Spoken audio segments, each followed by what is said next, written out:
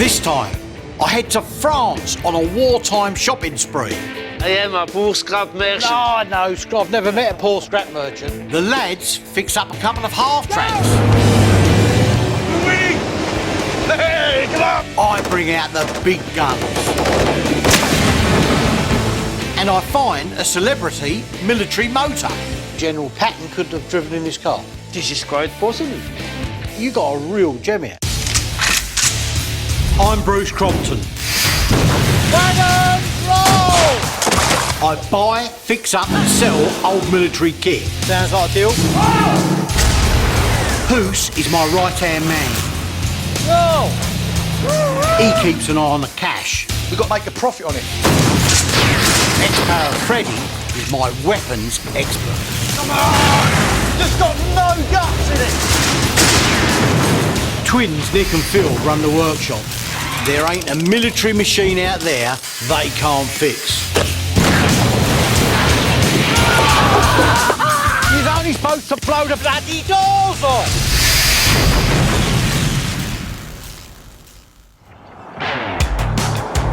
I get quite emotional about what I do, because military artefacts are tangible reminders of sometimes heroic struggles. And one such World War II relic has just surfaced in Waterlooville in Hampshire, which is where I'm heading now. I'm all excited. I've been here for years.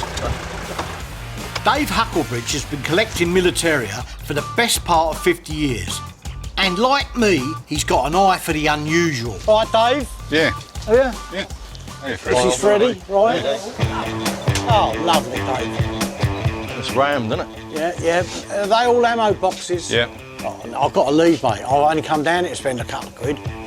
Although I'm here for something very specific, there's always a couple of surprises in Dave's quirky collection. What is that? That is a mule, the saddle. German, yeah? Yeah, absolutely. German vehicles were often brilliantly designed, but their factories failed to produce enough.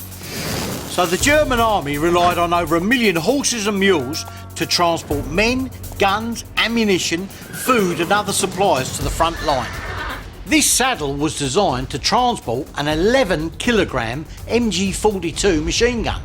That actually fits on the top here, and then you could carry the box of ammunition on the Ammunition on the side. sides there. Nice. I mean, don't get me wrong. For me, though, no.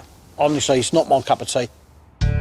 It's a fascinating piece, but I'm not betting on the GGs right now. And I'm a bit distracted because I've spotted the main reason I'm here. When you see it, you might think old Bruce has lost the plot, but let me assure you, this is special. Is this the glider rib piece you told me about? Yeah. This is from a horse glider? The rib of the fuselage. Right. Like if you go down, like if you imagine the fuselage as a tube. Yeah. And this is one of the ribs that would go all the way around the fuselage. Right. After the First World War, the Versailles Treaty stopped the Germans building military planes. They got round it by building gliders. In 1940, just 85 German paratroopers in gliders took the Belgian fortress of Eben-im-Al. The British were so impressed, they started building their own gliders called horses. They were cheap, effective, but very dangerous. Lifted into the sky by a tug plane, the glider then made a slow, terrifying descent. How many people were in these things? The Horser could be fitted with 32 seats, but I only ever really put 28 in because that's how many blokes was in an airborne platoon. Once they got on these things, it was definitely a one-way journey. Lots of them didn't actually make their destination, did they? How scary must it have been to fly and crash land in one of these? It was a one-way ticket into enemy territory, with no landing strip and no way of evading enemy fire. Once on the ground, a glider pilot wasn't going home, so he became part of the infantry. In one battle alone, the Battle of Arnhem, more than 200 of them were killed.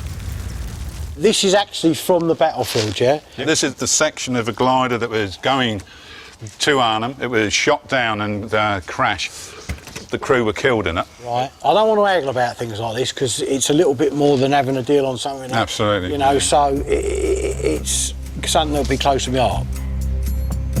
I think the fair and the good price would be that £700. £700. Job done, mate. Thank you very much.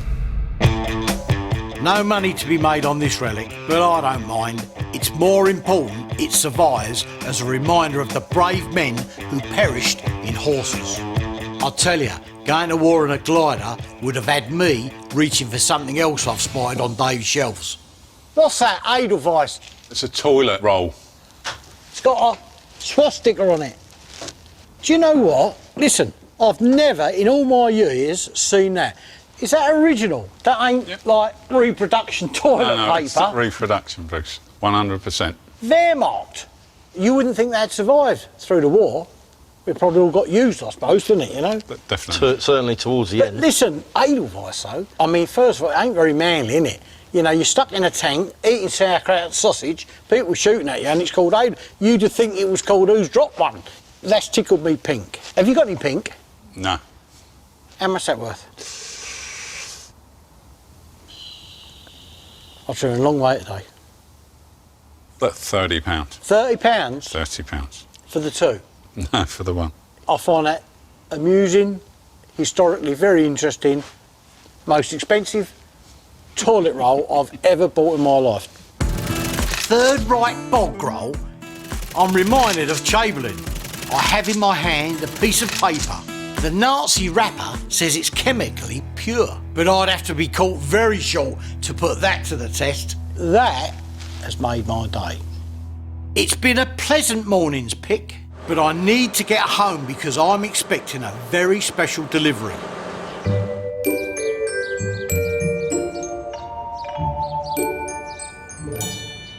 I can't believe it. I'm just stunned. That is all the armour for a tank destroyer. I can't believe our luck to be able to get something here that we can completely rebuild. We've got the body and a lot of the parts to start restoring a complete original World War II Jagdpanther. The SDKZF 173 Jagdpanther was a massive German World War II tank destroyer.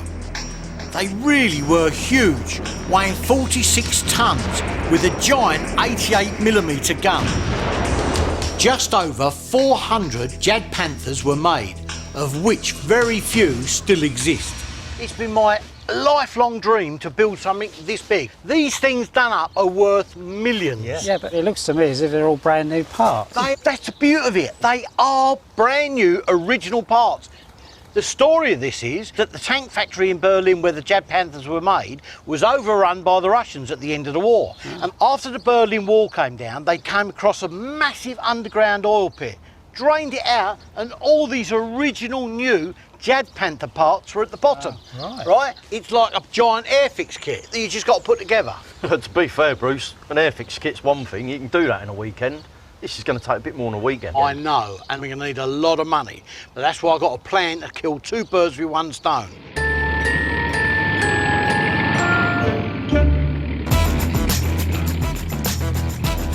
Come on, chop, chop, all in a day's work.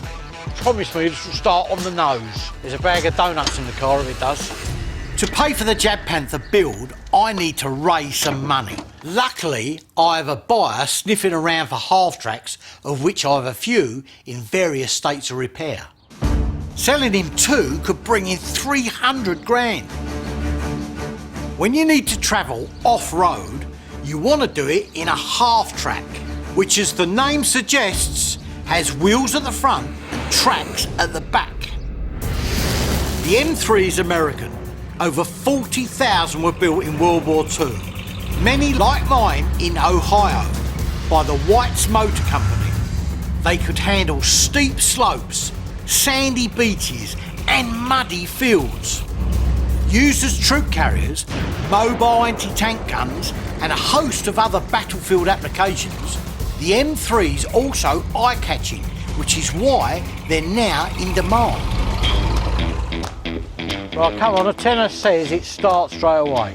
Let's imagine the Germans are coming.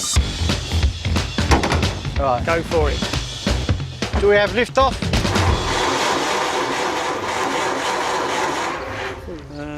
There ain't even a spark there, is there? No spark means no donuts. An authentic White's M3 half-track like this can fetch as much as 25,000 quid, but only if it's in decent nick. Let's just hot wire it then. Yeah, there's a bit of wire. Give that a go. Hot wiring involves bypassing the ignition system by connecting the battery directly to the starter motor. It doesn't work on modern cars that have computer-controlled engines, and if you don't know how to do it, don't try. Oh, nearly started. Smoke coming out the ignition switch, that's probably not good. Nearly.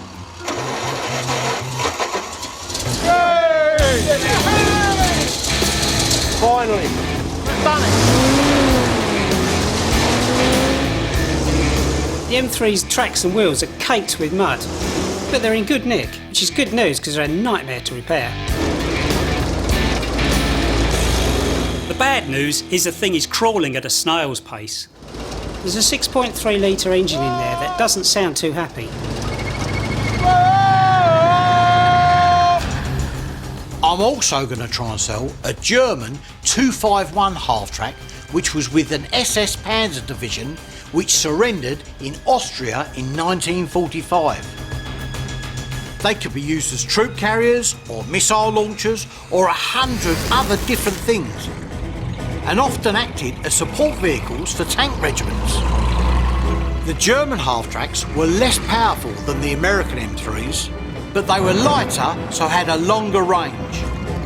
Because the Germans took such a pounding, not many 251s survive. So they're much rarer than American half-tracks, and hence about 10 times more valuable. The Germans had some very clever engineers, too clever sometimes. They loved adding lots of design features, but of course the more bits and bobs you put in, the more stuff there is to go wrong. That way. That it? What's happening? You sure? Nothing there. Why aren't we done here? It's not turning. What do you mean it's not turning? A noise coming from in here. Is there? Have a look at the inspection cover. If we've got a problem, I need to know now. Whoa. There's a lot of vibration coming out of that diff. Is there? Oh no. Yeah. When a 251 turns, a set of gears called a diff or a differential, which connect to the drive shaft, control the individual speed of each wheel. If the diff is shot, the 251 won't be able to go round corners. The only way to find out is to open it up and take a look inside. It's bad. The differential's gears are chewed beyond repair. Have a look at this. Yeah. I'm You've guessing broken it. somebody's had a go at it and they've not put the stuff back in the right position. Oh no. So because it's all out of alignment, it's smashed it to pieces. Crikey. Oh, no. Make going around corners a bit difficult. That's really slaughtered that, isn't it? This is a real headache. Each part in a 251 differential was individually precision engineered to work as a set. Building another from scratch would take months, so I need to find a replacement. Michelle, it's Bruce.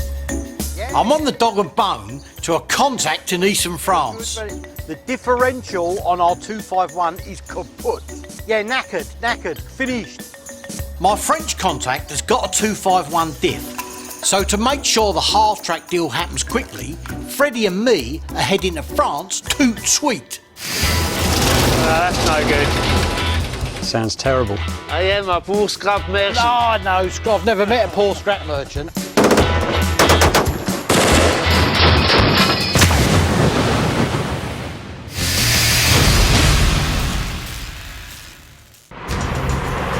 Dawn hasn't dawned yet, and I'm heading down to the Channel Tunnel with Freddie on my way to La Belle, France.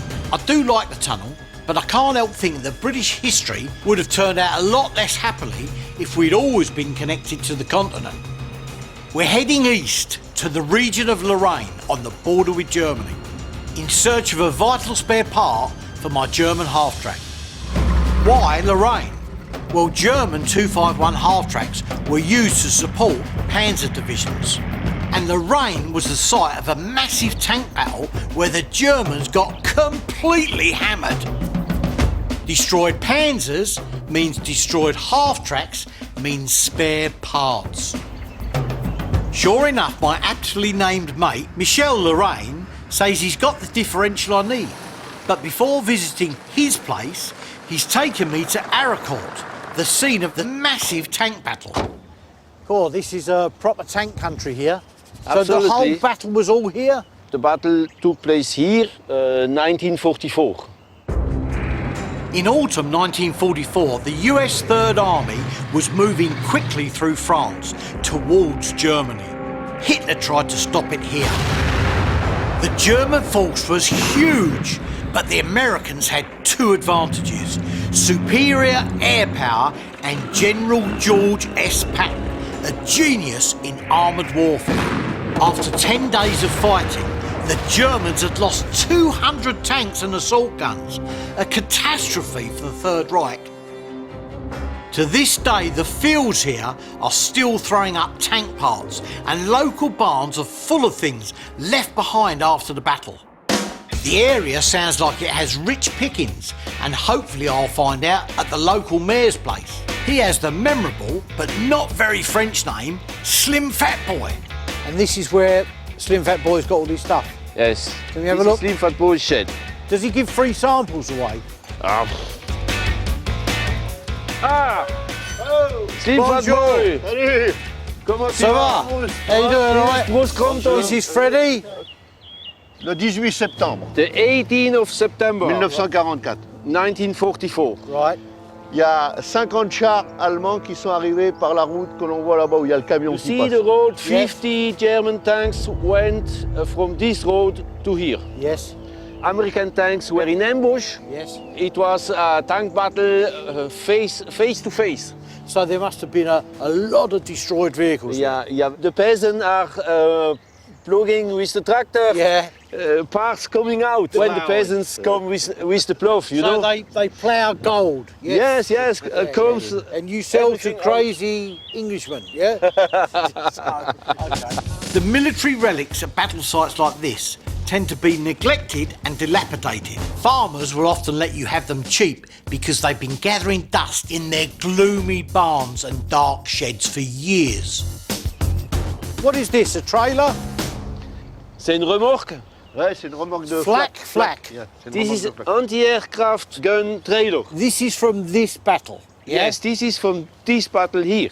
So this is a 20mm flak trailer for an anti-aircraft gun, yeah? Yes, exactly. Does he have the wheels for this as well? Yes, he has the wheels. He has the wheels. The German Sonder Anhänger 51 trailer transported anti-aircraft guns as well as searchlights and ammunition. I've seen these trailers sell for £3,000, and I've spotted another diamond in the rough that could be worth the same. The Dodge here, this Dodge, would this have been from the war as well? Yes. After the war, the peasants used these as tractors. But it's definitely 100% Definitely from this here. place. It's a bit battered, but hidden under the chicken wire is a World War II Dodge command car, which was used to transport American officers.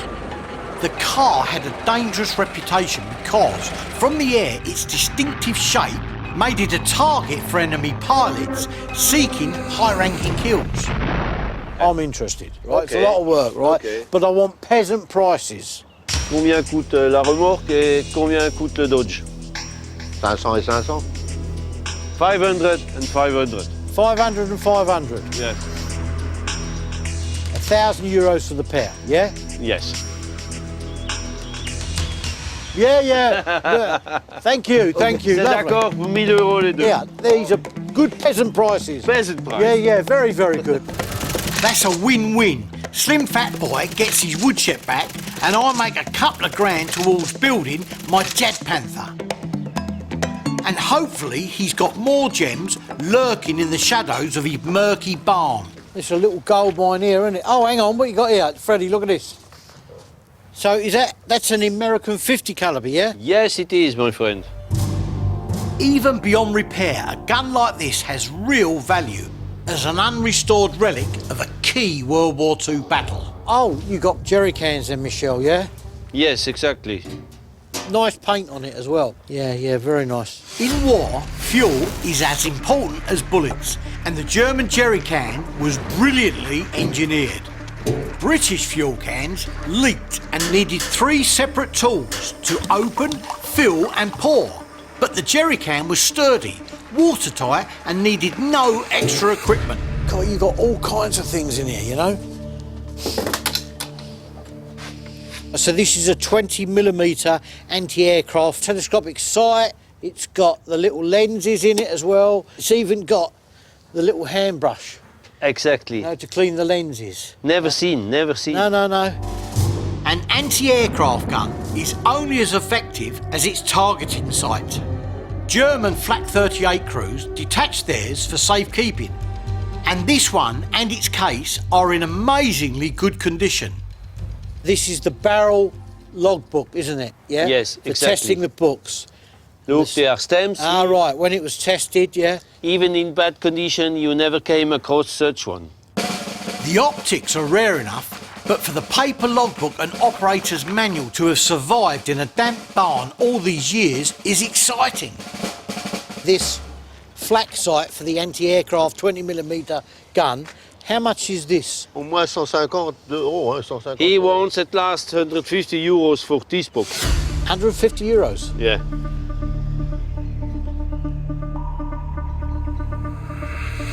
Done. Okay, my friend. C'est Number bon, one. C'est bon. Merci. To the right buyer, the sight could be worth several £100 more.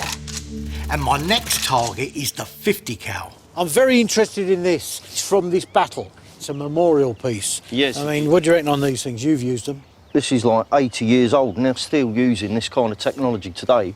Still use 50 cals in most armies around the world. It's certainly an effective weapon. Là, moi, si elle part, je veux 200 euros. He will have for not less than 200 euros. Done. I'm very pleased with this. This is Yes. good. It's a historical memento from this place. Absolutely. The gun needs a bit of work, but Slim Flat Boys being more than fair. These are bargain prices, and when you're offered a bargain, don't haggle. Right, let's have a look at these. So, what would be his best price on these? Qu'est-ce que ce serait le meilleur prix pour les deux jerrycans? 20 euros pour les deux. 20 euros for both. Done. Absolutely, 100%. For you only. No, for me. I'll tell Nut I'm zipped about this, trust me. Never mind the jerry can. At these prices, I'm doing the can.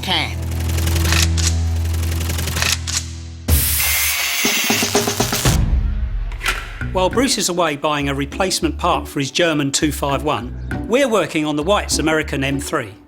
The other vehicle in his 300 grand half-track deal. That's no good.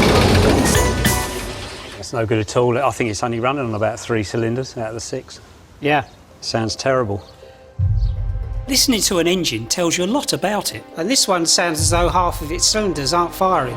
Cylinders are like arteries. They contain the pistons which deliver the power to an engine's heart. If only 3 out of 6 are firing, the M3 is massively underpowered. Maybe there's a crack in the distributor cap or something like that, maybe. The distributor sends an electric charge to the spark plugs, which in turn fire the cylinders and pistons. Any fault in the cap cover, and over time dirt and even worse, moisture, seep in and gum up the works. Luckily, we've got an extensive collection of World War II vehicle parts. We got that spare engine, we could take the bits off of that. Yeah. The strength of a lot of American World War II military engineering is its simplicity. Vehicles could be fixed by soldiers who weren't mechanics. So fitting a new distributor cap, taken from another engine, should be an easy job. Oh, this is fantastic. It's like a new one. It is a new one. Ah, I hate you. Don't come to me anymore. Please, you're breaking me up. We're winning! Hey, Possibly, General Patton could have driven in this car. this is quite possible. You got a real gem here. Freddie and me are in Lorraine, eastern France, which saw a lot of action in World War II. I definitely feel like a French white van man now. Yeah. I've got my second medal now. I've got English white van man, and now I've got French white van man. Michel Lorraine started collecting World War II motorbikes in the 1960s, but he's now a renowned dealer in all sorts of militaria. He's got 2 differentials for a 251 German half-trap, and if I'm going to sell mine and raise the cash to build a Jagdpanther, I can't leave without a good one. All right, so which is the better one, Freddie? Yeah, the one on the left on the face of it, without actually taking them apart, it's a bit difficult to tell. This one looks like the better one to go with.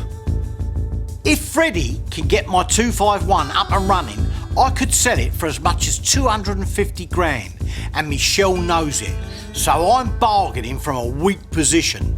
What's my best price on them? Come on.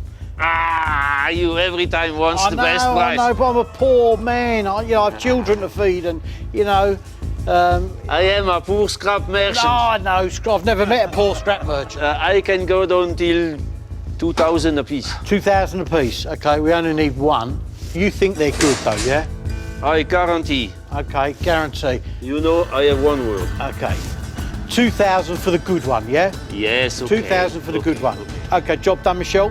That's a very fair price, and getting the diff means mission accomplished. But as I'm here, I might as well check out what else Michel has got stashed away. So, what we got in here, Michel? He's famous for sitting on the most surprising military relics. Right, okay. Come on, Bruce. I will let you see my new baby. What is that? This is officer's car from Dodion-Bouton, World War I. All is original. You got a real gem here. This could be quite a find. Locals say that during World War I, the Dodion-Bouton cars were driven by American officers.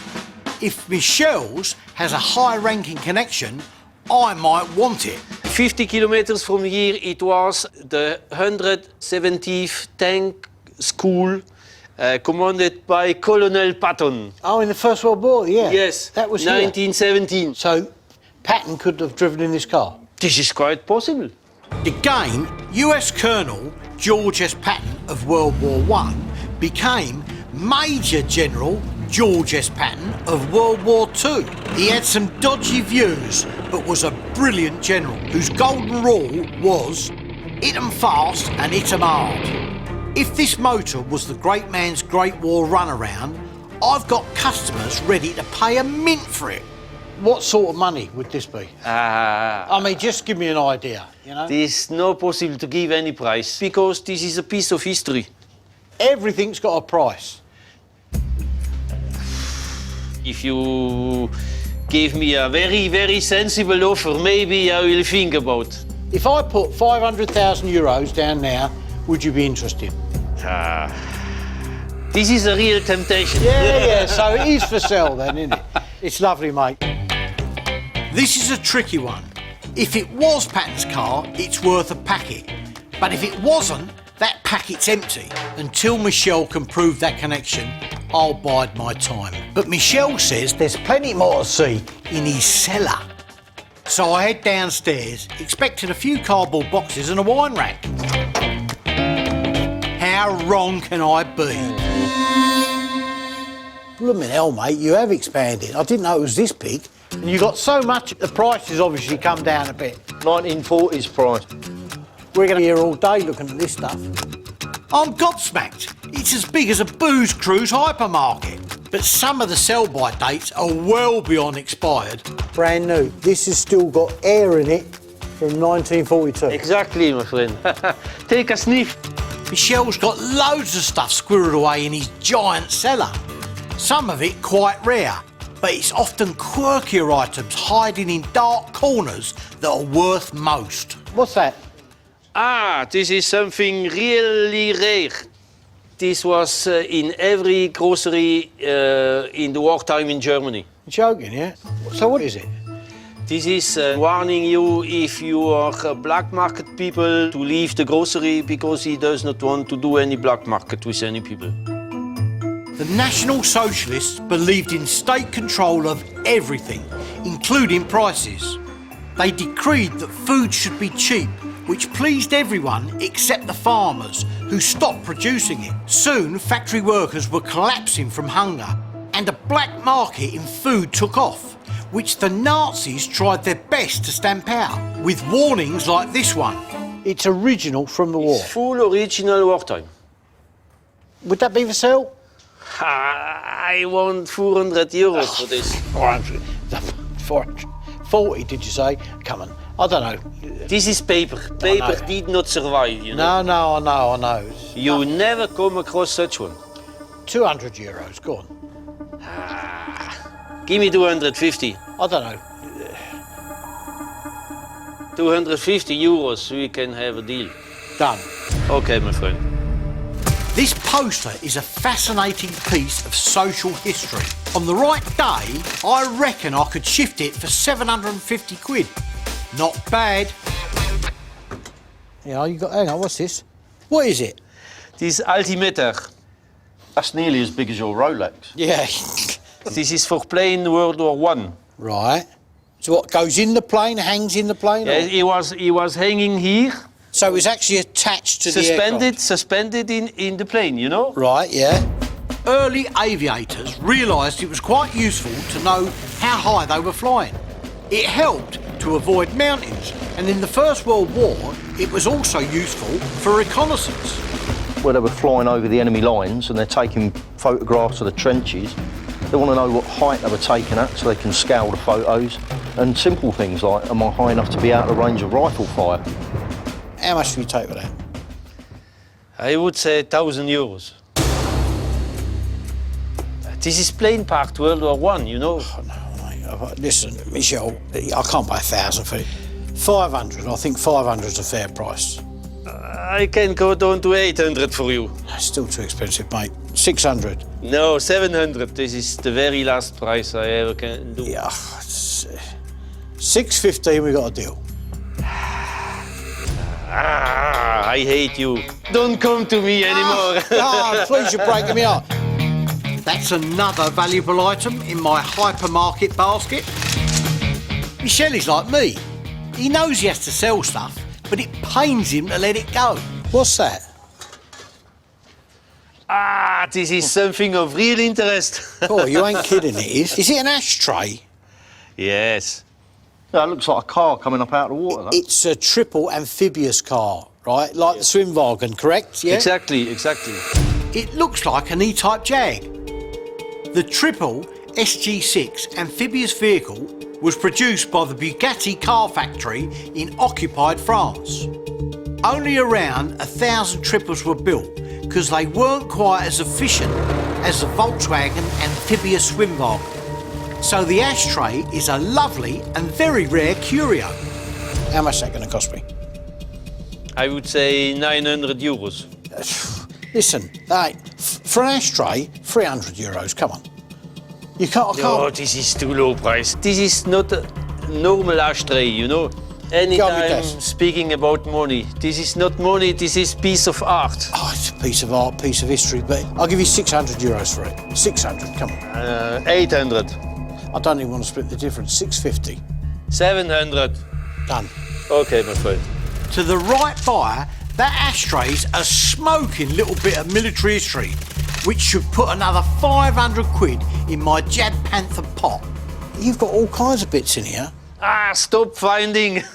Stop. What is that? Is that a radiator cap? Is that a Renault tank? This is for a Renault car. Right.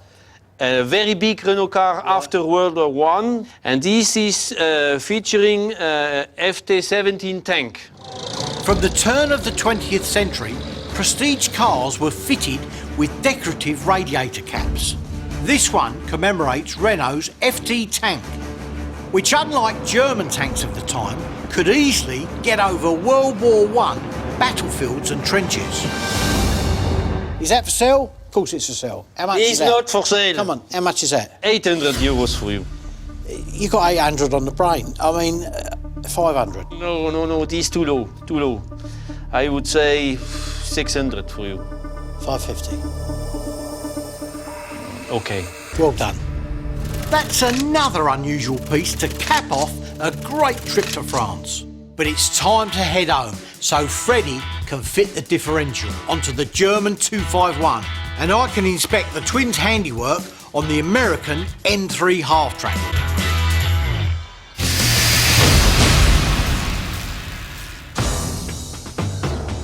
I'm back from France to sell my German 251 and American M3 World War II half-tracks and make a wad of cash towards turning a stack of original parts into a Jagdpanther tank destroyer.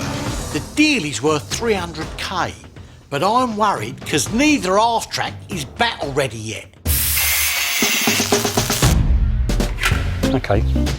To fit the new distributor cap, we have to remove the old one and its spark plug leads. You got spanners. Yeah, what do you need?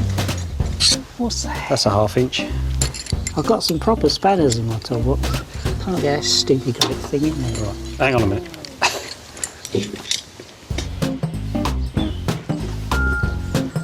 Right. 1/2 inch spanner. Don't fit. What else you got?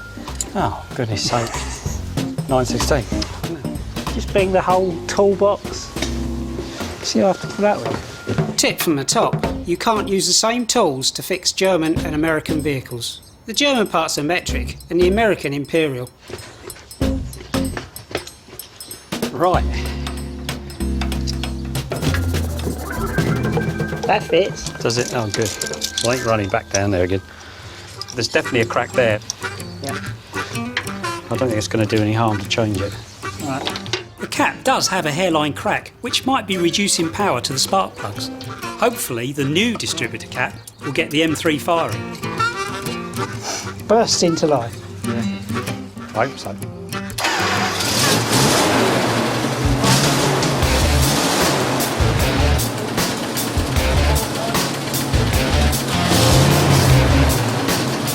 Racing version. You're racing it, yeah? That's going to be so fast. We're certainly faster than running on about 3 cylinders. Yeah. Good. Oh, well, that's cured that. The boys have the M3 running well, but because working examples of 251s are so much rarer, the German half-track is far more valuable, so I need that up and running too. It's the moment of truth. In France, Bruce took Michel's word that this 251 differential is in good nick. I guarantee.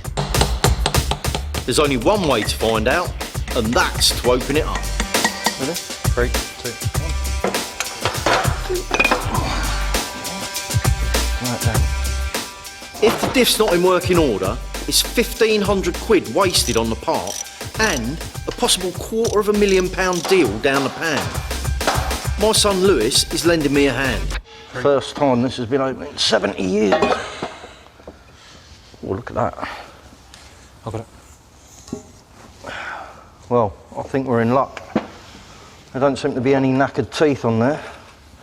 Overall, for something that's over 70 years old, that's in pretty good condition, that. That's a relief. Just a quick pre-fit shot blast for the diff casing, and the 251 is good to go. The repairs have gone well, but before I show the half-tracks to the buyer, I want to know that the boys have got them in tip-top condition, so I need to put both vehicles through their paces. We'll do a direct comparison of the two, not only driving, but possibly firing. How's that float your boat? Yeah, get the gun fired. To make sure they're in full working order, the challenge will be a test of cross-country speed and agility, exactly what half-tracks were invented for. Right, start engines! See me? See me? 3, 2, 1, go! Where are they? Hey, right next to us. Come on, keep going. Come on, we're winning. Hey, come on, baby! Approaching the hay bales, the German 251 takes an early lead, but the American M3 seems a bit more agile. They're overtaking. Come on. Every time I turn, it brakes. Come on, just keep going. There's nothing wrong with the 251, but it's another example of German World War II over-engineering. Turning automatically activates the brakes on one side, which in theory helps it take corners. Got it. Round again. The American half-track is simpler to handle and has a lot more raw power. Oh no, they're ahead of us now. Ready? Go, go, go! Go, go, go! Come on, away! Go! I made up some time at the jerry cans, but I don't know if I got enough poke to catch the Dukes of Hazzard. Even in a straight line dash, there's no contest. The American M3 packs over 140 horsepower and the German 251 just 100. Ah, come on! Just got no guts in it! Come on! Ah! Yay! Lost that by a mile! I'll give him that one. Yes! Congratulations to the White's Motor Company, which sadly no longer exists, having been bought by Volvo. Anyway, both half-tracks are ready for sale, and as a thank you to the boys for the work they put in, I'm taking them, 2 machine guns and the half-tracks down to the firing range. Right, gentlemen, this being the White's armoured American half-track, we are going to use a 30 calibre machine gun. The American machine gun fires 600 rounds a minute and has an effective range of over 1.5 kilometres. The German half-track will have an MG42 mounted on the shield. The German gun has an exceptionally high rate of fire, 1,200 rounds a minute. That's 20 bullets a second. Right, Freddie, Lewis, Nick, Phil, in your own time, short control bursts, carry on. Although it only weighs 11 kilograms, the German gun fires accurately up to 1 kilometre. The American weapon is also impressive. Its armour-piercing bullets travel nearly 900 metres a second. The truth is, both these World War II weapons could hold their own against similar guns today. Cease fire! Yeah. When you're done, gather round. Now, ladies, in my opinion, I think we've had a super day. You know, Brilliant, I good. just wouldn't want to be a melon or a can of water down there. All right, now we've got a bit of clearing up to do. There's a consolation prize. I am going to take you all to the pub for a steak dinner. Lovely. Good. You might even get a prawn cocktail if you're lucky. All right. The German 251 will go for a lot more money than the American Whites, perhaps 10 times as much. But that's a reflection on rarity rather than quality, and selling them both will make me enough money to start building my Jagdpanther.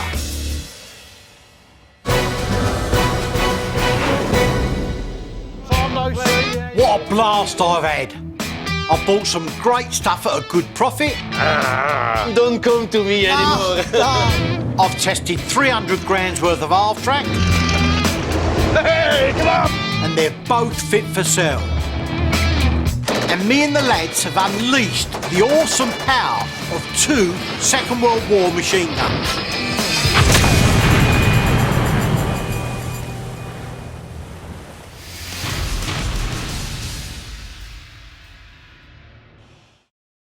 I said a price. I don't want to buy your house. This time, Lovely day in Germany.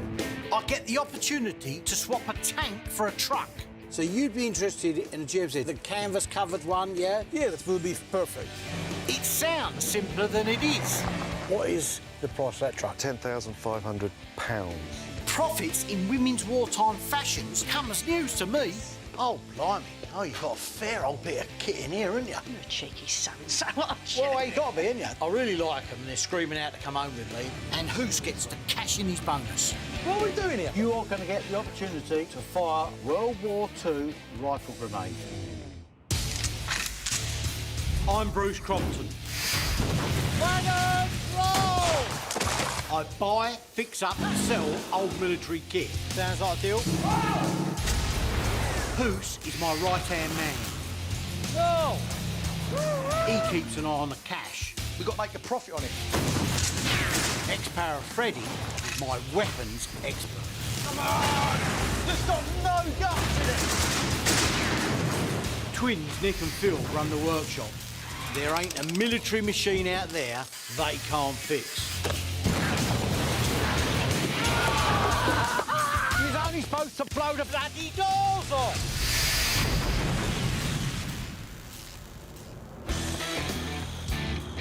If you're looking for World War II historical relics, there's one place in Europe you're always guaranteed to find some.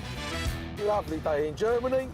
Me and the Mad Turk have come to Frankfurt and headed north to catch up with a collector called Eugen Krings. So you remember Eugen, yeah? Yeah, nice bloke, mate. Now, he's moved out of Dusseldorf. He's got new premises down here. I said it's an old factory, apparently. This was an important industrial region for the Nazis, and it took a heavy pounding from Allied bomber crews during the war. So if you're after a knackered World War II vehicle, it's not a bad place to start looking.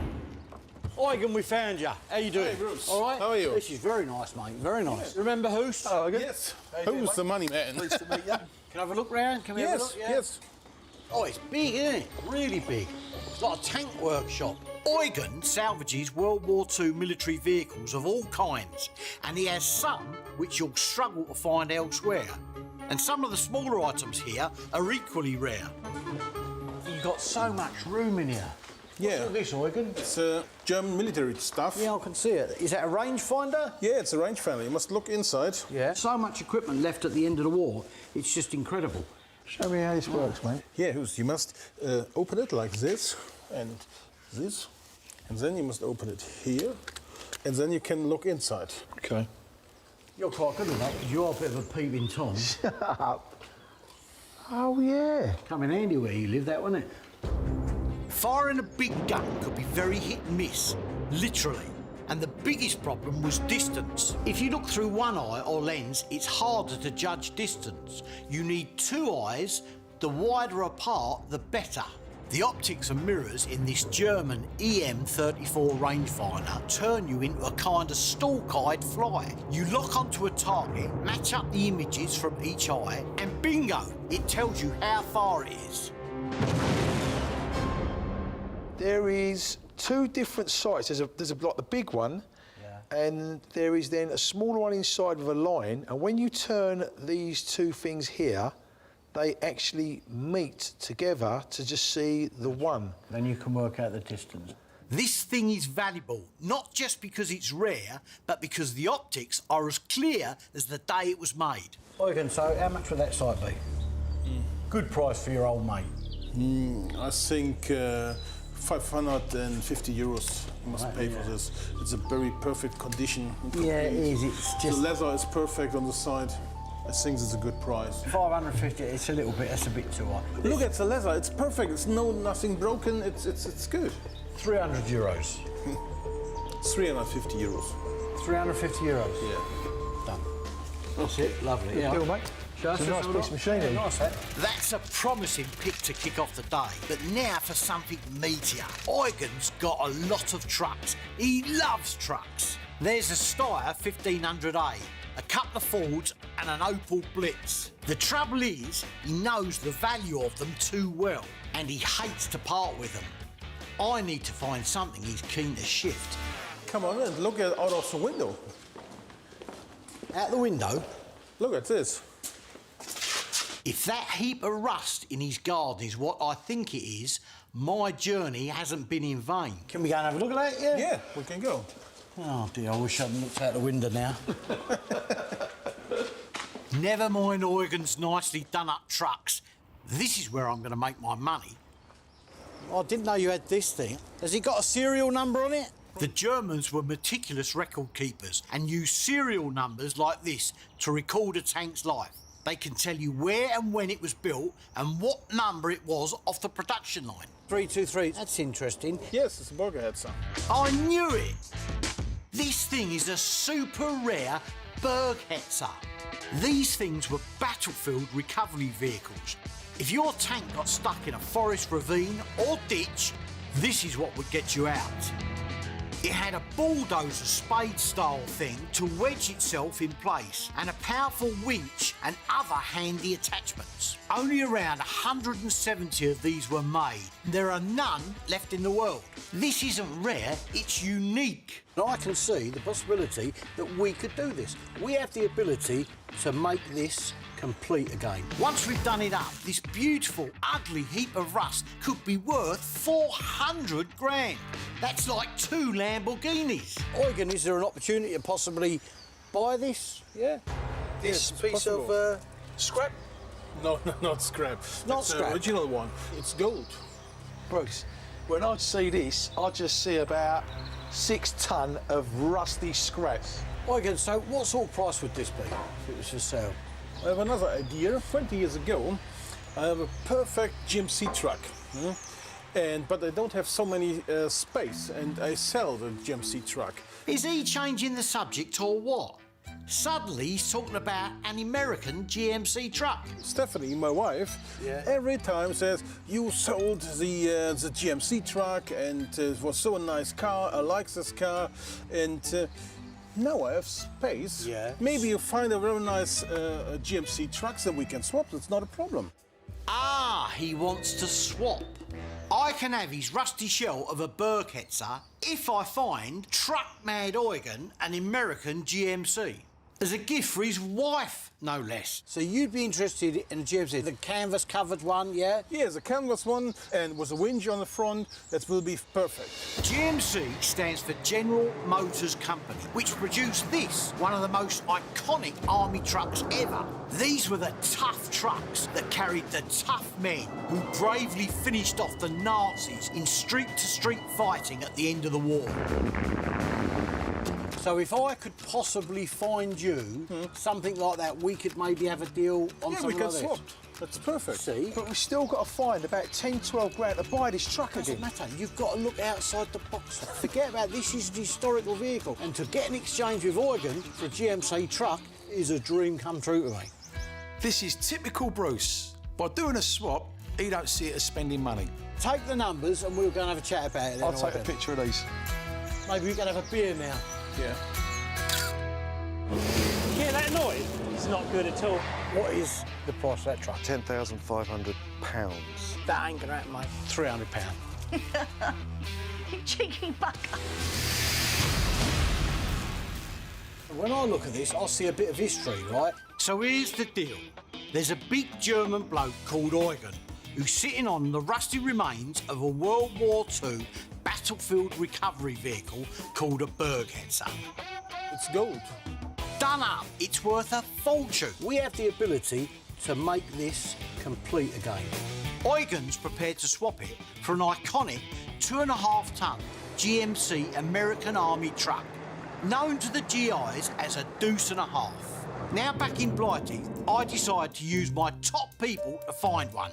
Sadly, they're not available, so Sue and Hoos are hitting the phones. Phoning about the GMC truck that you've got up for sale. It's gone. Gone. I think it's going to be difficult, Hoos. While they get on with that, I'm on my way to Kent. And I'll tell you why. A collector mate of mine's wife deals in women's World War II period clothing.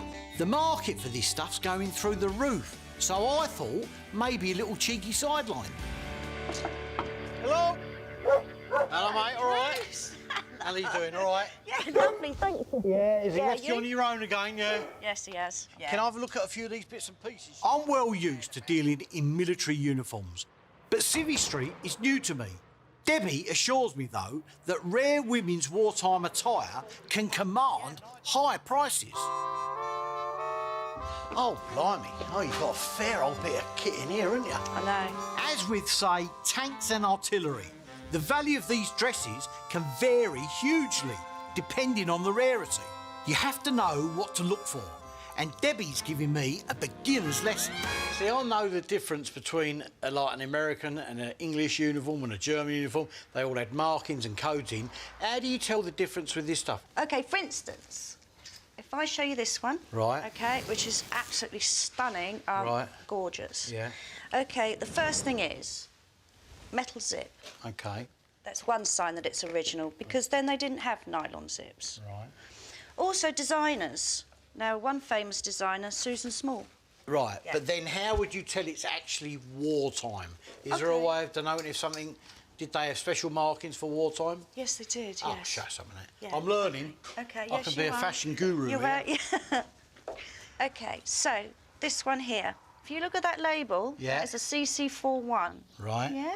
So that's 1941, 42, basically. So that means that it was a bit of ration material. It is ration material, yeah.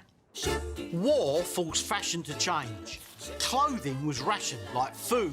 And to make up for the shortage of wool and cotton, chemical companies like DuPont started mass producing synthetic materials like nylon and rayon. The shortage of material meant instead of making dresses that stick out, they started to get tighter. So it's not all bad news. People needed to have a little bit of an uplift and a Yes, joy. there was a pride in, no matter what's happening, I'm still going to look nice. I'm Right. still going to look good. Of course, in war, more women went out to work. They grew more independent, confident and daring. And you can see it in the clothes they bought. Blooming hell. That is amazing. I mean, look at that. That is gorgeous. The time and effort that went in. It's just stunning, isn't it? Yeah. Is it? Yeah, yeah. You don't find clothes like this anymore. I'm a bit out my depth here. I know more about Dresden than dresses. Luckily, I spot something I fancy hiding behind a rack. Are they propaganda posters? I think they are. No, I've got one here. Oh, yeah. Right up my street, that is. Is it real? Yep, that's an original poster. What is the other one? Oh, knack of the clothes. Let's have a look. That's nice as well. These posters tell a story too. By the Second World War, no modern country was self-sufficient in raw materials. The Merchant Navy tried valiantly to work the trade routes, but everything was in short supply. So whether it was steel or clothes, conservation, recycling and make do amend was the order of the day. But of all the girly outfits, I confess, there's only one that catches my eye. How much for the WAF's uniform there? 120. And the propaganda posters? I like them. 150 each for those. What about I said? Bundle them all up, make rates, £300. You cheeky bugger. £350. You're a cheeky so-and-so, aren't you? Well, you got to be, ain't you? They're screaming out to come home with me. Yeah, they are, aren't they? 375. That's it. Come on, £350. That's a blinding deal. 375. £375. That's it. Yeah. All right, and I'll get to wear the hat. Yeah, all right then. There are lots of copies about, but authentic World War II women's auxiliary Air Force uniforms are hard to come by. And people always love posters. It's an inexpensive way to have a piece of history on your wall. Thanks for your time, I really Okay, appreciate and it. say hello to Sue for me. After you, mate. Go on. Thank you. Time to get back to the farm to see how my deuce and a half detectives are getting on.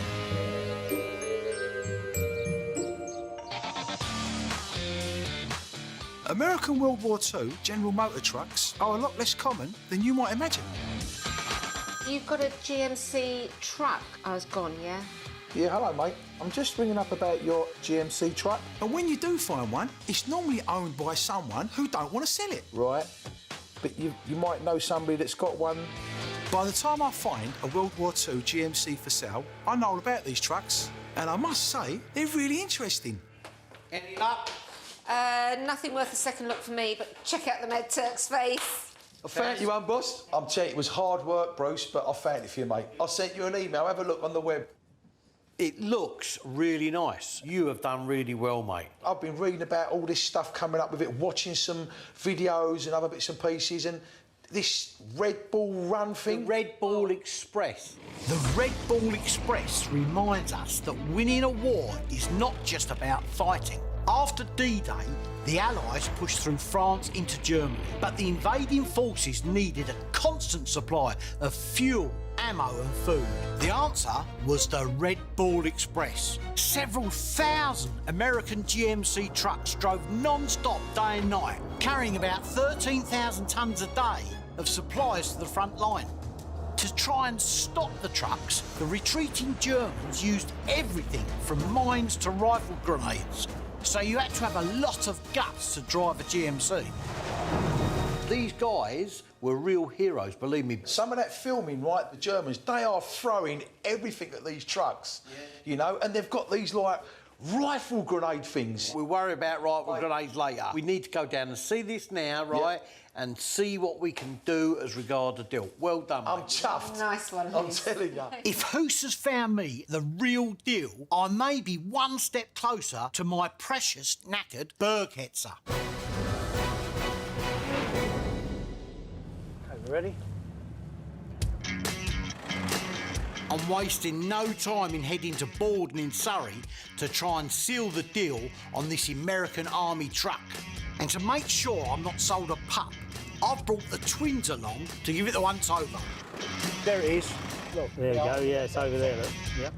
I know an authentic GMC when I see one, but when the bonnet comes up, my expertise gets a bit more broad brushstrokes. So you'd be interested in a GMC, the canvas-covered one, yeah? Yes, a canvas one and with a winch on the front, that will be perfect. German Eugen has high standards and he knows his trucks. So if this thing's a clunker, as the Yanks say, or if it's got lots of inauthentic parts, then it ain't gonna do. I've got to tell you, that looks all right. Yeah, it's a bit tidy, isn't it? But we've got to drive it. Listen, appearances can sometimes be a little bit, you know what I mean? Yeah, So we yeah. need to go right over it. It looks really nice. Real deal. The winch looks nice. These tyres, they're running about 200 quid each now. Yeah, look here. Wooden steering wheel, right? That denotes it's a really, really early one. You'd probably pay 500 quid for that. Easily, I would thought, yeah. Right? Bit of rust there. But it ain't bad, it ain't deep. This is actually better than I thought. Oh, here it is. In, yeah. Good afternoon, sir. Hiya there, I'm Matt. Listen, we've had a quick look while we was just waiting you there, and I must say, very, very nice. What's the price of this? I'm looking for £10,500. £10,500. That's certainly not a bargain, but it looks nice and pucker. Let's see if it actually goes.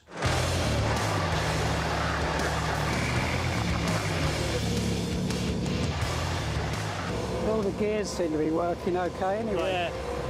Engine sounds strong, doesn't it? Shame you ain't got doors on it. Yeah, could do with some doors. Bit drafty. Can I test the winch on here? By all means, yeah. Well, that do. Over to you. 118, 118. Pull it out. We'll just knock the brake off. Right, simple then. Yeah. Like the Bergpanzer, the GMCs came with a winch. Not enough to lift a tank out of a hole, but easily strong enough to drag a tree out of the road. Which, as we all know from Where Eagles Dare, is just the sort of thing they had to do.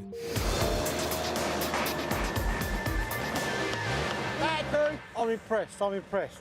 Now I'm torn. The truck is authentic and it's in good nick. And I need it. But even in this condition, it's not worth 10.5. Yeah, come on. Yeah, I'm thinking more like 7 and a quarter, something like that. I can't, that's a blinding deal, mate. We've done so much work on it. Well, I know you have, but, you know, I've done loads to my house and it ain't worth the money I put into it. 9,250. No. Honestly, Matt, you know, I've driven a long way. I can do a deal with you now, pound notes, right? But I've got to have it for the right money. I'll go to 8 grand. I'll go to 8 grand.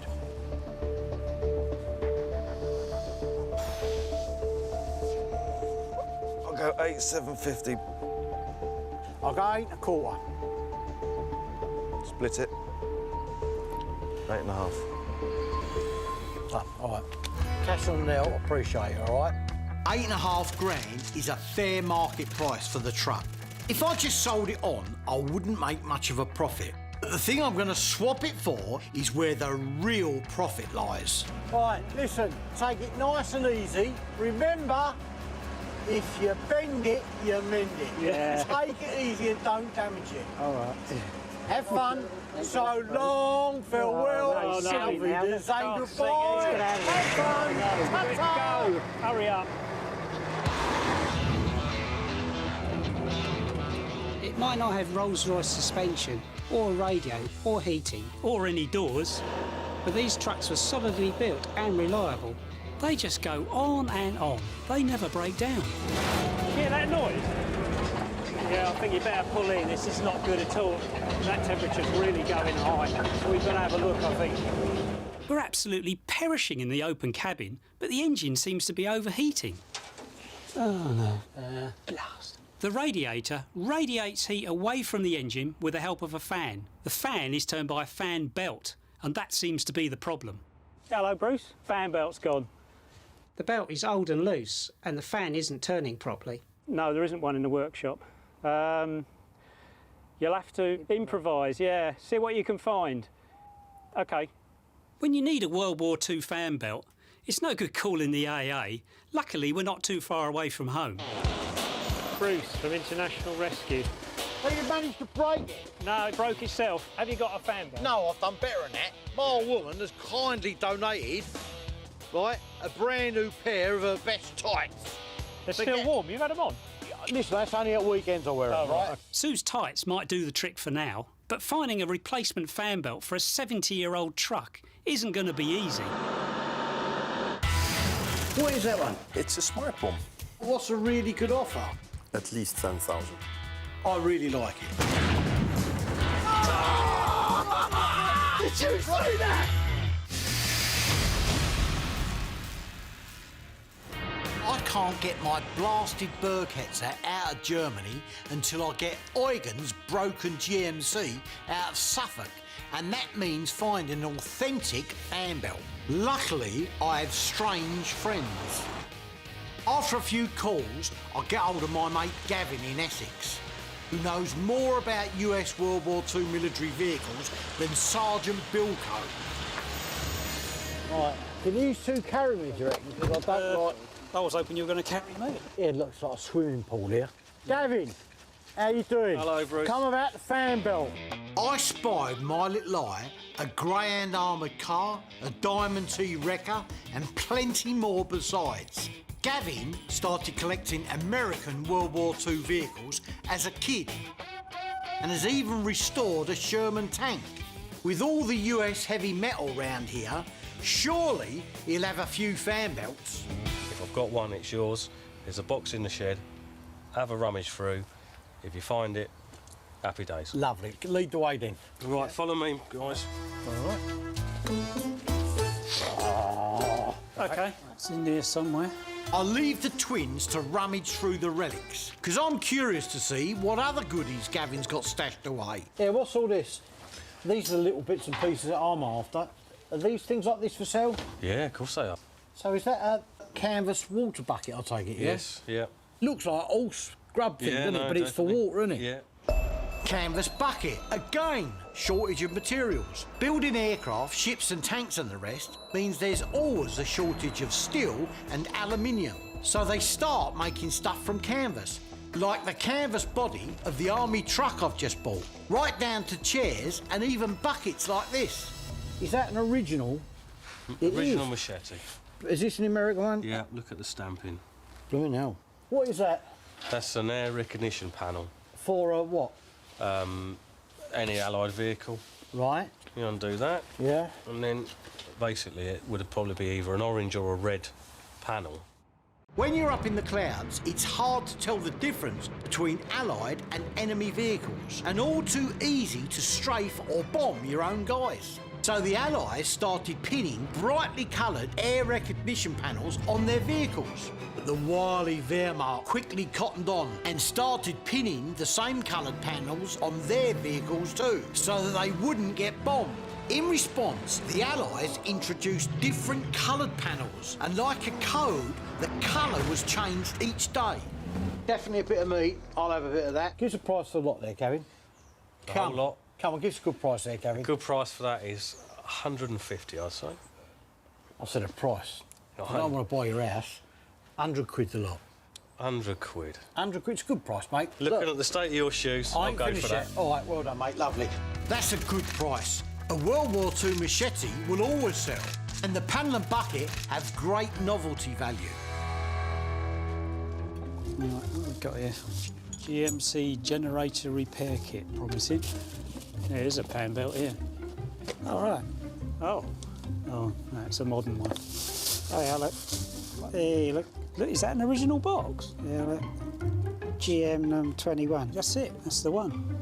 With a brand new 70-year-old fan belt. Look at that. Crikey. 70 years old, but new. Yeah. We'll take the that. the modern one as well. Okay. Here, what else you got there? What is that? Here, infantry handcart and a 60mm mortar. That's an American handcart, Yeah. isn't it? I haven't seen a nice trailer for a long time. And to be quite honest, even when you get the trailers, this is missing. Yeah. This is the bar. You see famous photographs of them pulling along. Troops pulling them. In war, it's often the little things. Simple handcarts like this made infantry so much more mobile. Mortars, machine guns, ammunition supplies. Anything that was too heavy to lug around went in one of these. Things like this are rare because farmers used them after the war until they fell to pieces. What sort of money for the trailer? The trailer, I'd really be looking at 1,200. How much for the mortar? The mortar with the sight and some rounds, 1,400. So that's 2,600 for the whole rig. Yeah. It's a bit rich, mate. I'll tell you what I'll do. It's nice. It's been redone. 1,800 quid. That's a good price. That's a good price. £2,000 this yours. £2,000? £2,000. Done. Right. I'm happy with that. That's nice, mate. Considering I came here just to buy a fan belt, I've done pretty well, as long as the twins have found what we need. What we got? We got Done two. quite well, actually. Good? We got an original one here, look, original part number on the box and everything Lovely. else. This is a modern equivalent. To take both? Oh, time out. How much? Oh, 15 quid for the two. Done. I ain't even going to argue. Lovely. Thanks for that, Gavin. You're appreciated, worries. mate. 15 nicker to get my Berghetzer back on track. I'd say that's a bargain. He's a good lad, Gavin. Very good lad.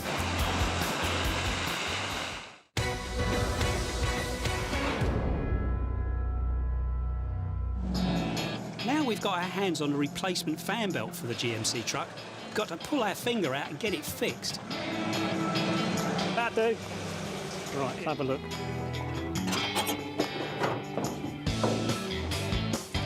Bruce is desperate to get his Jagdpanther, so he's already booked us onto a ferry from Dover. And the clock's ticking. Right, have you the new belt? Yeah, new belt. Goes over the fan belt, fan first. Fan first, yeah. Feed it round. You turn the fan. Yeah, towards you. Yeah. All right, okay. Oh dear, that's a tight fit. Just need to get it onto that bottom crankshaft pulley. Yeah. Right, can I have the tensioning tool, please? The tension has to be just right. Too loose and it'll jump off the pulley and get chewed up. Too tight and it'll screw the bearings on the water pump and on the dynamo that charges the battery. Excellent. Do you want to give it a go? Yeah. Try it. Just start it up. Start it up.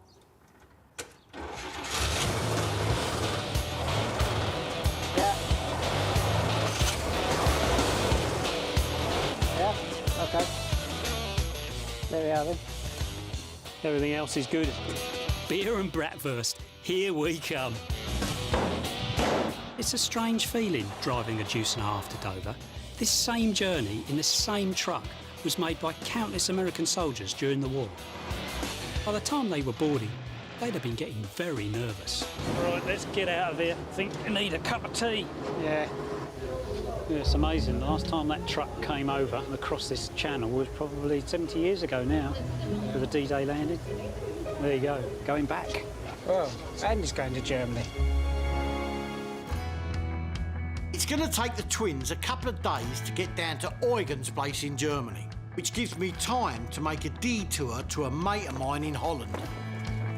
Bruce has become obsessed with the Red Bull Express and the rifle grenades the Germans used to fire at the GMC trucks. So I'm planning a little historical treat for him. He'll have the best grenades we could possibly try and get. Oh, please, Ooks, honestly. My old mate Ben is a serious munitions nut. If you want something that explodes, he's your man. Hey, Hey, Mr. Bruce. Mr. Ben, how the devil are you? Yeah, good. Freddie? Hey, Freddie. Yeah, good. I've come for me 3 samples. Come on, Mr. Bruce. Ben's got his own little museum here in Overlook. But what the public get to see is just the tip of the iceberg. Oh, yeah. I can see some goodies here already. Yeah, I know. Look at that, Ben. I didn't know you had this much in here. This is incredible. Yes, bombs, projectiles, cases, It's grenades. got to be the biggest collection in the world, mate. You've got every conceivable piece of munition I've ever seen. It's like bombs are us. Then I spot something very rare out the corner of my eye. It's out of a tank, isn't it? Yeah, it's it is. an ammo rack, isn't it? Yeah, it is. How do you open it to start with? It has a lock for Charles, but I will... Yeah, look. But it... Oh. You open it like this. I've only seen them in drawings. Yeah. So, when they take out the rounds like this, they close it. Right. How clever's that? Flat pack. That's incredible. Imagine you're in a tank. There's you, 4 other blokes, and about 90 shells. You don't want the shells just rolling around on the floor, but at the same time, there's not much room for shells. So for German panzer tanks, they came up with this collapsible ammo rack. But for some reason, not many of them have survived. And as we know, rare is good. I've never ever seen one of those. That's really nice. Original colour. Ben, is that for sale? Make me an offer. Without the shells, yeah? Mm-hmm. If I gave you £200 for that, how would that be? Nope. No. All right, 250. Nope. £300. Nope. Come on. How much? 500, Bruce. 400. Come on. What? Oh, Bruce. Give me 450 in pounds. Done. Okay. Very nice. This is a slow burner. A tank ammo rack won't necessarily sell quickly, but when the right knowledgeable collector comes along, they'll get very excited. Now back to the main mission. Rifle grenades. Yes. I need to get some to actually test fire. This is the Model 40. Right. Hollow charge. Right, OK. So that would be used against fixed targets, vehicles, that sort of stuff, yeah? Yeah, small This armoured cars. Against infantry and personnel, yeah? Yep. OK. Suppose you're trying to stop a convoy of trucks. You could throw a hand grenade, but you won't get the distance or accuracy. So all sides in the war use rifle grenades like this. And this is what they can do to a vehicle. Now you see why those deuce-and-a-half drivers had to have guts. Ben's grenades are deactivated, of course. That's why I've brought Freddie with me. He's going to organise an armourer to get them legally ready to rock back in the UK. How much are these each, Ben? Roughly? Because you're such a good friend. I know. 30 for that one, 40 for that. OK, so what's that? We need 6 of these? 420 euros. Ben, bulk pie. Can we knock a bit off? 350 for the lot? That's a good price, isn't it? Come. I'll send you a video of us firing them. Mm-hmm. How's that? OK. We Well have a done. deal. Thank you, Ben. Yeah, You're a yeah, gentleman. Lovely. I've got Hoose's presents ordered and for a good price. I've got a deadline in Germany to meet the twins and Eugen. But the dealer in me can't leave without making a play for something bigger in Ben's collection. It's huge. How much that weigh? It's 1,000 kilo. The British called it a G-mine. The Germans called it a moniker.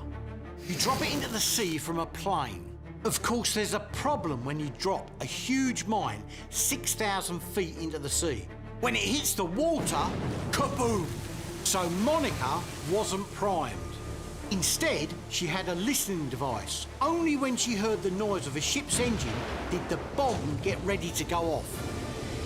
When you have a big boat, it is really a big propeller. Right. It goes boom, boom, boom, and then it is arming itself. So how would you go about defusing one of these? Yeah, that was a huge problem in the Second World War because many people were killed with this. With these? Yeah. Because it was so protected. There was a cell inside that reacts on the light. Right. So when you remove the dome, it will explode. So It's a very nasty bomb, Bruce. It's a smart bomb. You know how they found out that there was something nasty like that in the bomb? No. There was one who did it at night, and he survived. Around 12 British Royal Engineers or sappers lost their lives attempting to defuse these mines. It was only when one sapper successfully defused a monitor in the dark that they realised it had a photoelectric cell booby trap. Very, very brave men, the sappers. How much for that one? No, I don't sell it. Come, everything's got. No. Come on. Perhaps if you You're make me thinking about a it, really good offer, perhaps. Oh, you know, what's a really good offer? You know, I don't want to embarrass you, but it's got to be worth a couple of £1,000. Yeah, you just did embarrass me. Oh. Yeah. What sort of money would that be? At least 10,000. 10,000? Yeah. Lira? No, euros. 10,000 euros. Bruce, find me another one. An amazing and rather gruesome bit of military engineering. And, as it happens, a bit out of my price range. I don't like the colour anyway, it doesn't come in my... Unless it comes in my colour, I'm not interested. Okay. That was great fun, but I've got to get my skates on. Freddie's off home with the grenades, and I'm off to Eugen's place in Germany. I just hope the twins are on schedule too. Every woman's dream, a soft top GMC. Yeah. So, do you like it, yeah? You are going to get the opportunity to fire original rifle grenades. Oh my God! France, Belgium, Germany.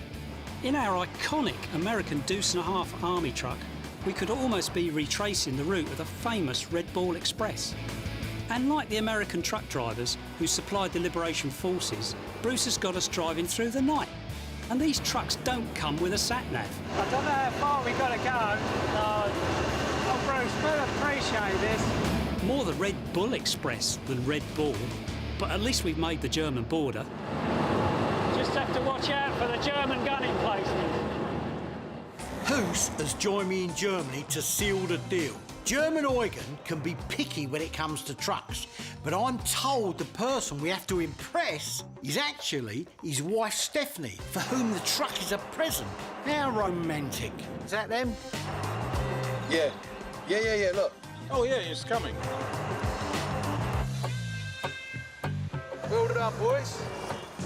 Stephanie's your dream come true. Your husband has supplied you with the beautiful soft top that he's always promised you. Eugen, you wanted something that was completely done. It's proved, look, new canvas, new tyres, it's got all the equipment on it. Stephanie hasn't said anything yet, but she does have a sneaky smile on her face. So you're going to drive it then, Stephanie? I've got the wrong shoes on. Oh, who shall lend you a pair? So do you like it, yeah? Yes, I like it. It's amazing. It's amazing, she says. And look at that grin. Eugen's got to take it now, which means the blessed Berghetzer is all mine. It's perfect. Yeah? Bruce, absolutely perfect. So that's a deal, yeah? That's a deal. It's perfect. Now, admittedly, it will take years and about 150 grand to get this Berghetzer up to snuff. But even with shipping costs, I'm still looking at a 200k plus profit. Where there's muck, there's brass. Eugen, one little problem. We've got a plane to catch. Any chance I'll lift to the airport? Yeah, no problem. We drive for the GMC.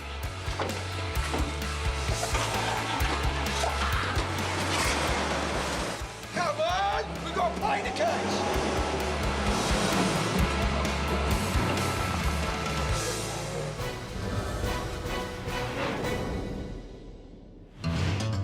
Now, how to thank Hoos for finding me that lovely American truck. I've planned this treat carefully. It will be educational and at the same time, strangely pleasurable. I'm taking him to a disused airfield in Lincolnshire and he ain't got a clue why he's here. Mate, you're keeping this proper cloak and daggers, mate, I tell you. Seriously. What, do you think I'm going to have you bumped off when we get here?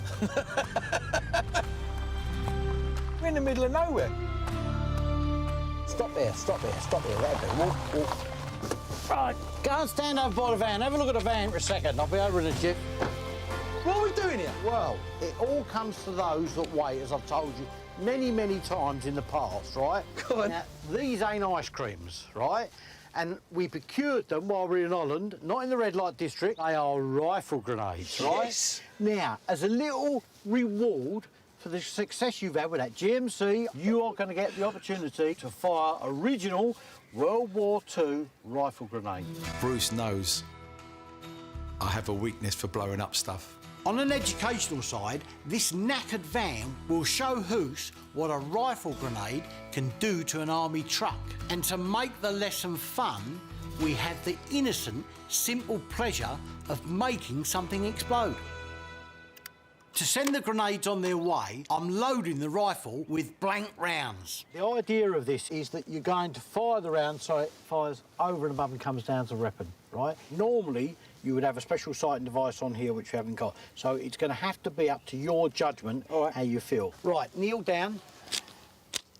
Fire it! Woohoo!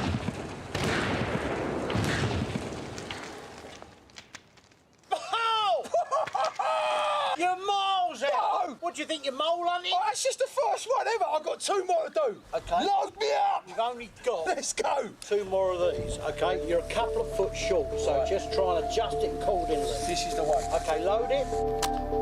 Fire in.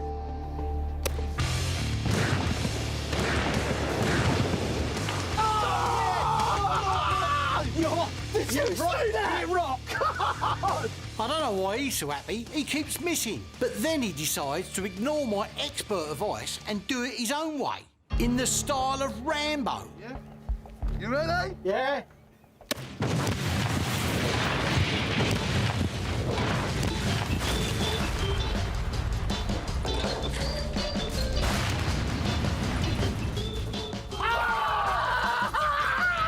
Oh my God! Did you see that? Bruce, look at that, mate! You plonker! You're only supposed to blow the bloody doors off. I've got to take it back now. Mate, when you've got a weapon like that, that is how you do it, mate. Bruce, thank you so much, mate. I've had the best day, mate, I'll tell you. Well, there's a really big surprise here. That was your new company car.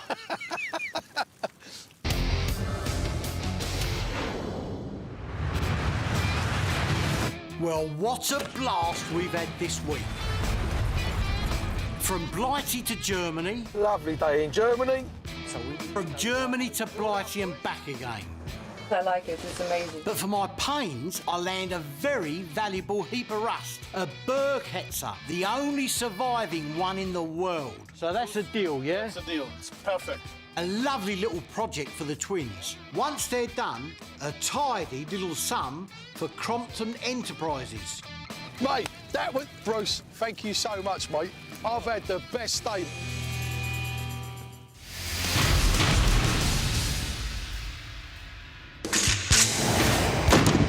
This time... It's a tank, look at that. I'm in America and it doesn't get weirder than this. That is Hitler's toilet. I tracked down the most expensive barbecue ever. Look, 12,000. How about 18? I like it, but I don't like it that much. What is that? Well, it ain't Noah's Ark. An incredible £5 million Schnellboat restoration could mean a bonanza for Brucey. It's a 20mm flat gun. But there's a catch. If you can get that firing, I think we could have a deal. All I need is for this anti-aircraft gun to work. No monumental cock-up, right? Fire in the hole. Or not.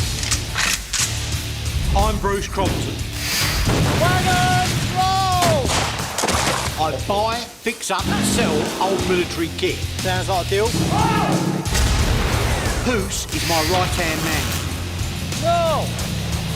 He keeps an eye on the cash. We've got to make a profit on it. Ex-Para Fred is my weapons expert. Come on! There's got no guts in it! Twins Nick and Phil run the workshop. There ain't a military machine out there they can't fix. You're only supposed to blow the bloody doors off!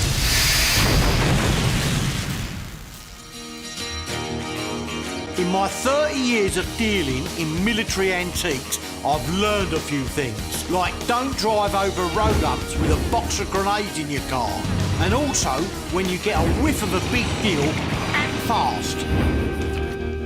Hello, Bruce. So what's the emergency about? Get down here quick, get down here quick. My mate Kevin has just gone and got himself an S-boat.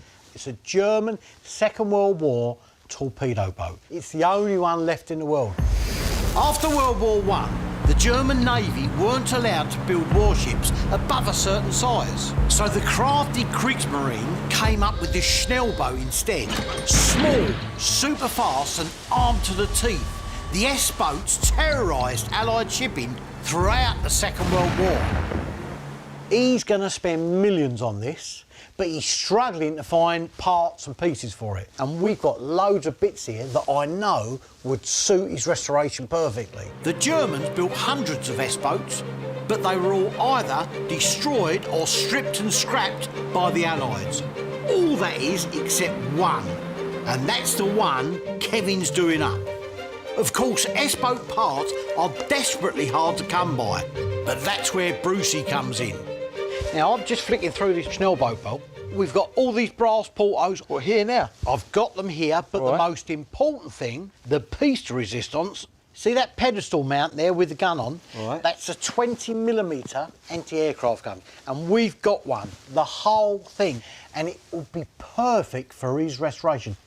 The Flak 38 was a German anti-aircraft gun. There were different versions made for the Luftwaffe, the Army and the Navy. Mine is the exact same kind that would have gone on a Schnellboot. I picked it up cheap for about 11 grand, but I reckon it could be worth up to 25 to Kevin. Phil, Nick, you know them Nazi portholes we had? Oh, yeah. Where are they, do you know? I think they're in here.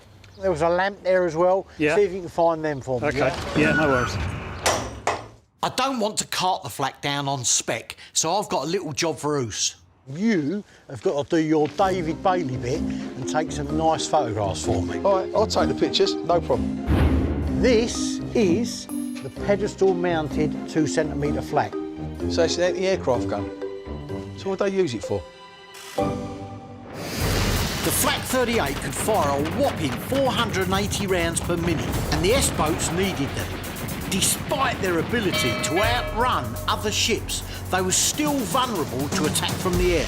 So they sailed in a pack, because multiple anti-aircraft fire streaming up from ships' decks was enough to put any sensible pilot off.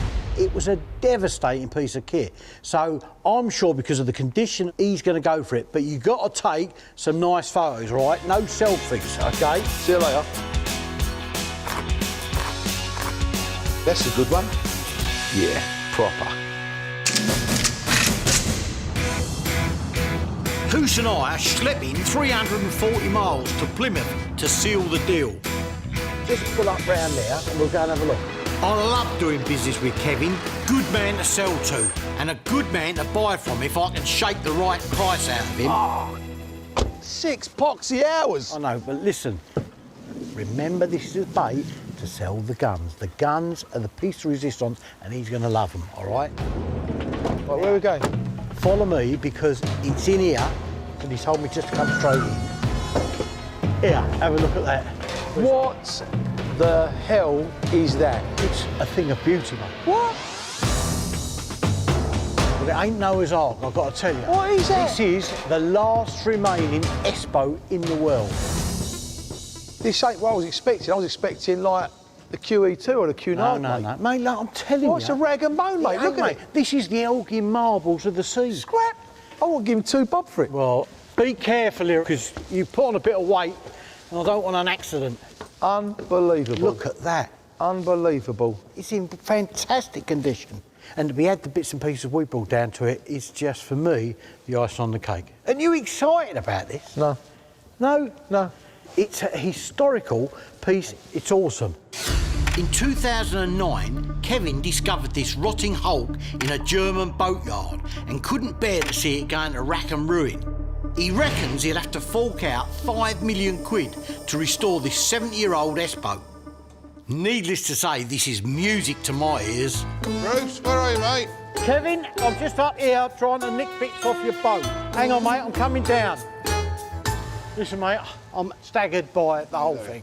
I really appreciate that. Kev, how you doing, mate? All right, Nice to mate. meet you. You all right? Yeah. So you got the full history of it? Yeah, literally from the makers pretty well right the way through till today. Its most notable skirmish was Slapton Sands, when the Americans were practicing for the D-Day invasions. Right. This was leading a flotilla of other S-boats off the coast of England when it accidentally stumbled across this invasion force practicing and came in and launched the attack, which we now know cost somewhere between 700 and 1,200 lives. Kevin's talking about Operation Tiger, the big dress rehearsal for D-Day. This was the S-boat that crashed the party. A dark day for the Americans, but it makes this Schnell boat of huge historic interest. Well, these are bits that I found on board. We found 3 of these sealed in tar. What, like beer bottles? Yeah, and on pulling them out, made a hissing noise. At the time, everybody thought it was some sort of self-destruct device.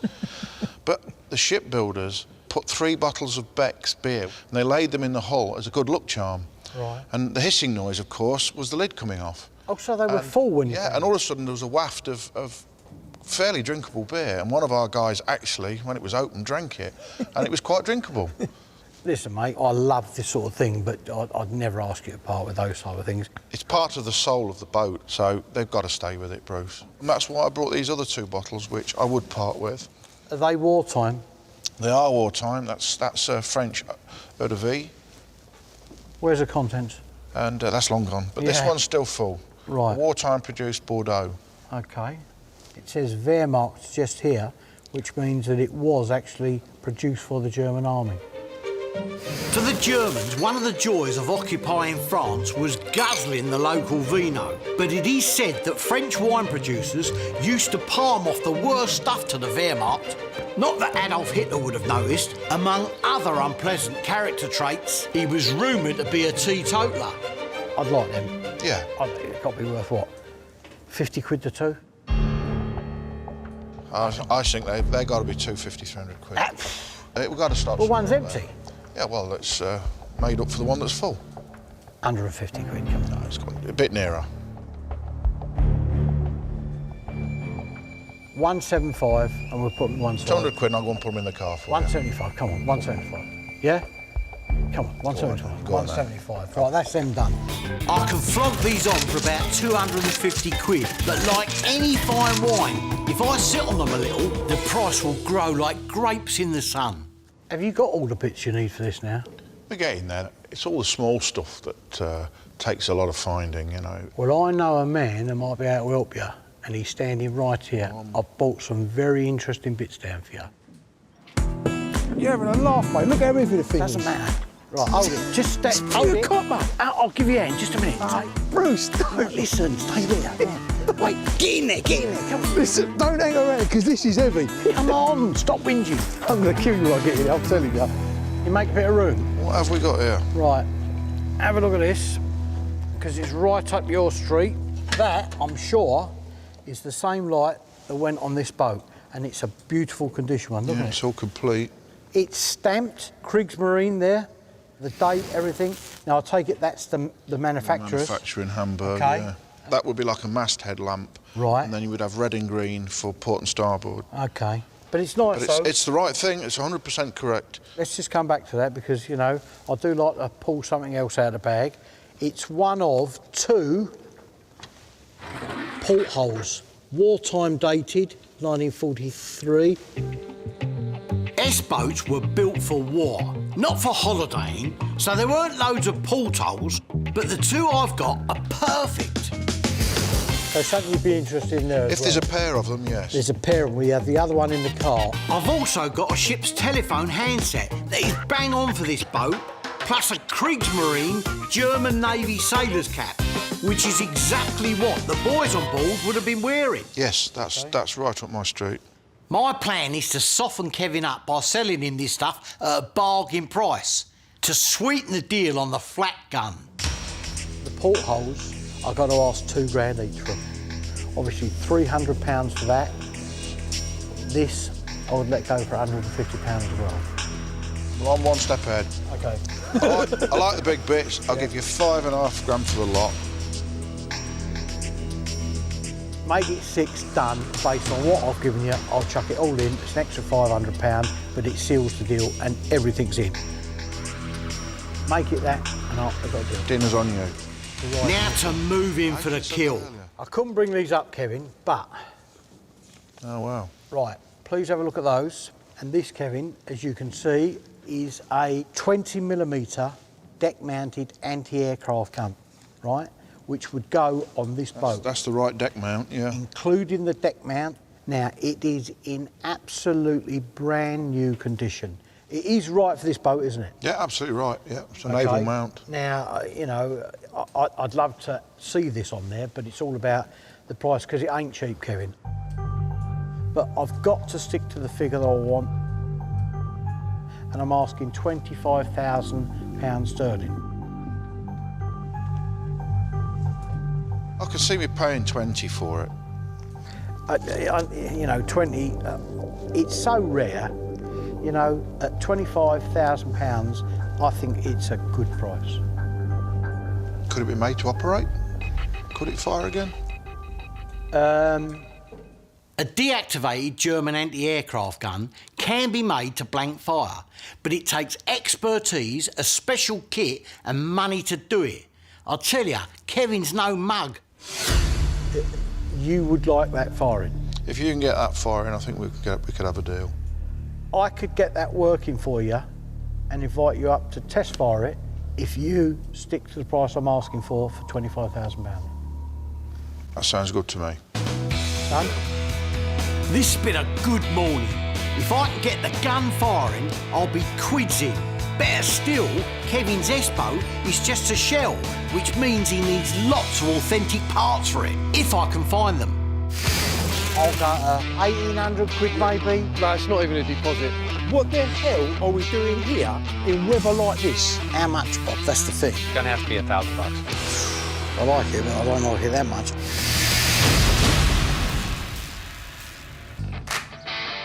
How do you make an authentic German World War II anti-aircraft gun blank firing? Well, you need an authentic World War II German anti-aircraft blank firing kit. All right, mate, I'm desperate. I haven't got time to have one made up, mate. It's got to be the original one. And I can't tell you how hard they are to find. No, I've tried him, an original Finally, one. I might have a original lead. one, and it's definitely all there in original. Hang on to it till I get down there, see it, and we can negotiate and have a deal. See you Sunday morning.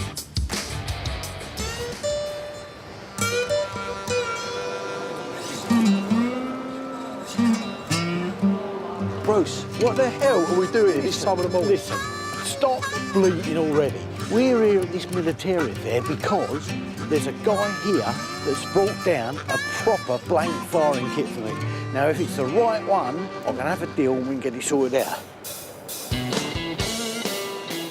The Chatham Militaria Fair is a monthly market in Kent, and my top tip is to get there early, before the world and his friend arrives. Morning, gentlemen. How are we doing? All right? Lovely. We're here for one thing and one thing only. Then it's a bacon sandwich and back to bed. Them, see them? They're Bergen. Sidetracked at the first stall. Basically, it's a backpack, right, with a frame on it. And they were still in use with the British Army up until recently.